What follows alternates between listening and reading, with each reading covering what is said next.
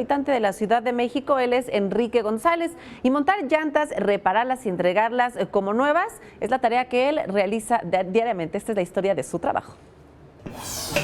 En una emergencia día y noche siempre tienen una solución, son las vulcanizadoras. Platicamos con Enrique, quien desde hace varios años tiene este negocio. Una tiza, un tinaco con agua son sus herramientas que de entrada les ayudan a saber dónde están las ponchaduras. Reparación de llantas, sección de llantas, venta de llantas usadas nuevas, venta de cámaras nuevas, usadas, desde la cámara para llanta 13 hasta lo que es la 26 para tractor.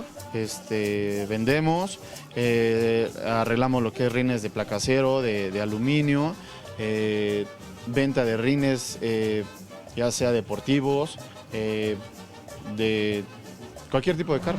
En la Ciudad de México existen 1,677 vulcanizadoras y talachas de la esquina. Según Enrique, los problemas más comunes por las que llega un automovilista son derivados de ponchaduras o tornillos incrustados en las llantas. Algún tornillo, algún vidrio que se haya incrustado en la llanta o algún clavo.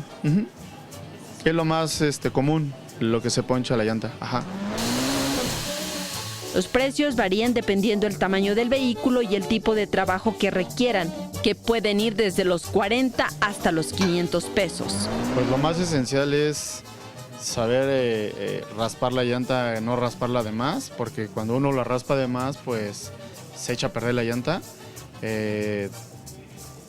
Ponerle el pegol y pues saber poner el parche es lo más esencial. Un oficio que, aunque no es bien remunerado, deja satisfacciones de ayudar, pero también tiene sus riesgos, ya que los trabajadores pueden sufrir lesiones, quemaduras, el peligro de que el gato falle y un vehículo caiga, entre otros.